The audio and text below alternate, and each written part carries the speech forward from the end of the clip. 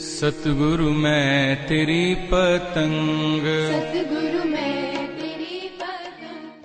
स्वजनों, जैसा कि मैंने अपने पिछले वक्तव्य में कहा था, आदमी 4 प्रकार के होते हैं।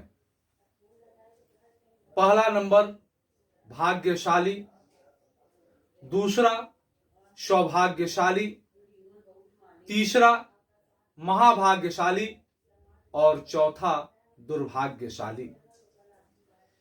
भाग्यशाली लोग कैसे होते हैं, इसके विषय में चर्चा हुई थी कि जिनके पास धन होता है वे भाग्यशाली होते हैं। जिनके पास धन और स्वास्थ्य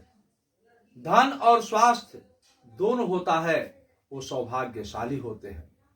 एवं जिसके पास धन, स्वास्थ्य एवं धर्म तीनों होता है वे महाभाग्यशाली होते हैं।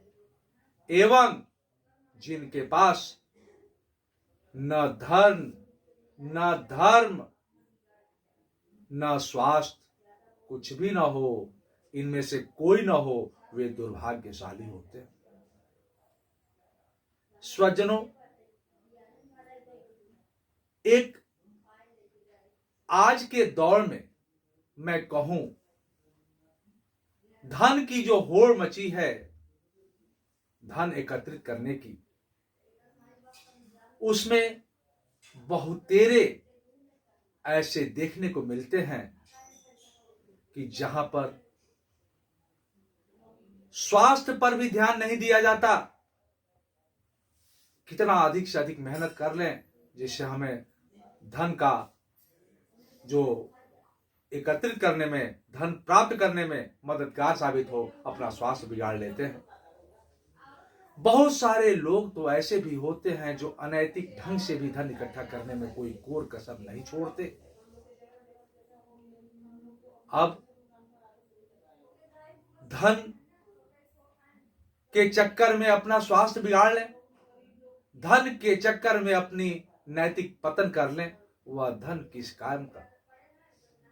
और सच कहूं तो बहुत सारे लोग तो ऐसे भी होते हैं, बहुत धन है लेकिन स्वास्थ्य नहीं है।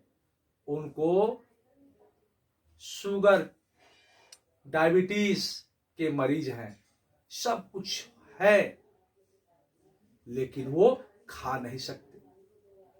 जरा सोचिए ना, गरीब कौन है? जिसके पास खाने के लिए नहीं है वो गरीब है, कि जिसके पास खाने के लिए सब कुछ है लेकिन वो खा नहीं सकता, वो गरीब है।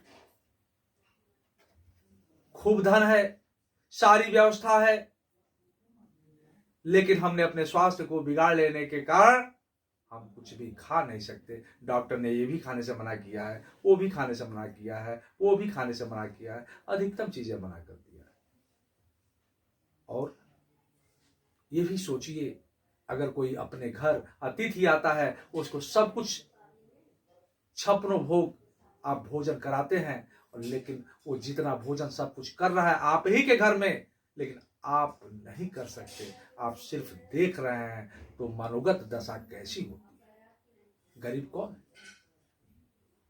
गरीब वो है कि जिसको बिस्तर पर जाते ही नींद आ जाती है,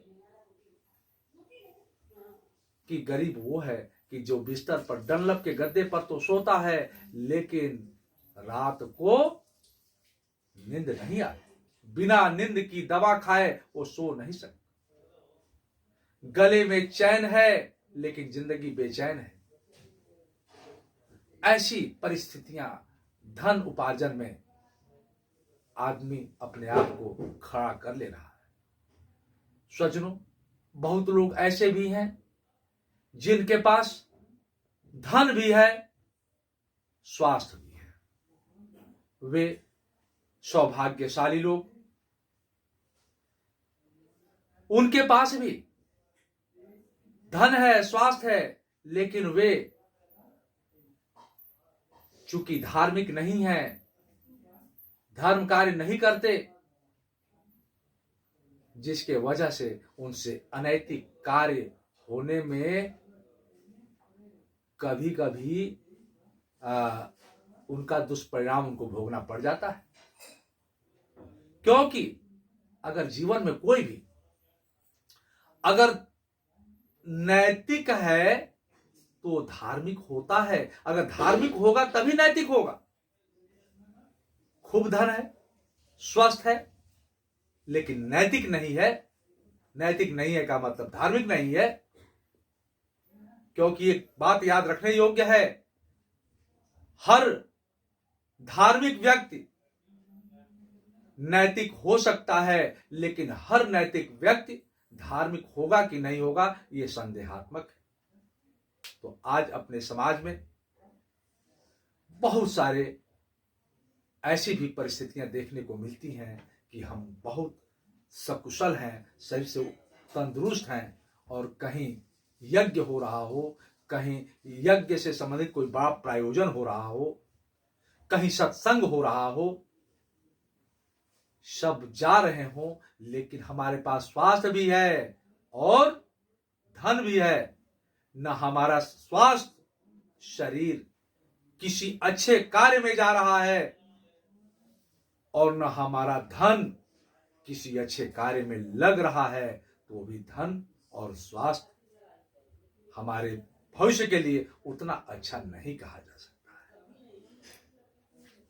स्वजनों, बहुत सारे लोग कहते हैं, अरे हमारा उम्र अभी थोड़े ही सत्संग में जाने का हुआ है, अरे देखेंगे बुढ़ापा में जाएगा कहीं किसी संत के आश्रम में, किसी संत के आश्रय में।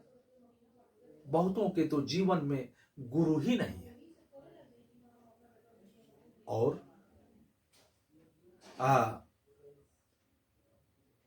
एक बार एक सज्जन ने मुझसे प्रश्न किया, मैंने ऐसे गुरु के विषय में बता रहा था, तो उन्होंने मुझसे पूछ डाला कि गुरु जीवन में क्यों जरूरी है। तो मैंने उनसे प्रति प्रश्न किया कि मां क्यों जरूरी है। उन्होंने कहा कि मां न होती तो हम दुनिया में न आ पाते। तो मैंने कहा अगर गुरु न हो तो हम मुक्ति नहीं पा सकते। गुरु का मतलब होता है फैमिली डॉक्टर। गुरु मन की चिकित्सा करते हैं। स्वजनों, जिस प्रकार सोचिए, सागर तो बिना लहरों के हो सकती है, लेकिन लहरें बिना सागर की नहीं हो सकती। इसलिए कोई भी व्यक्ति, कोई भी सोचिए, कोई भी गुरु बिना शिष्य के तो हो सकता है, लेकिन कोई भी आदमी, कोई भी शिष्य बिना गुरु के नहीं हो सकता।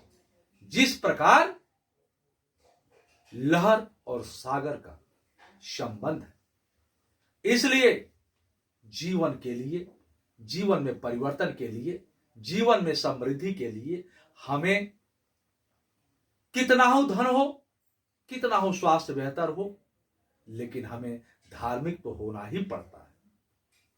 अगर जीवन में गुरु नहीं तो जीवन शुरू नहीं। गुरु मन की चिकित्सा करते हैं।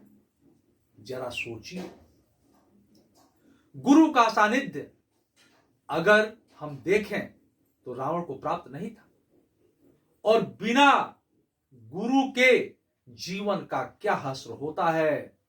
वह बहुत बड़ा तपस्वी था, लेकिन ताज था, तख्त था, वैभव था, सब कुछ था, लेकिन अगर उसके जीवन में एक चीज की कमी थी तो वह गुरु थी। बिना गुरु का जीवन कितना हानिकारक, कितना पीड़ादायक होती है। अगर उदाहरण जानना है, उदाहरण लेना है, तो हम रावण से ले सकते हैं।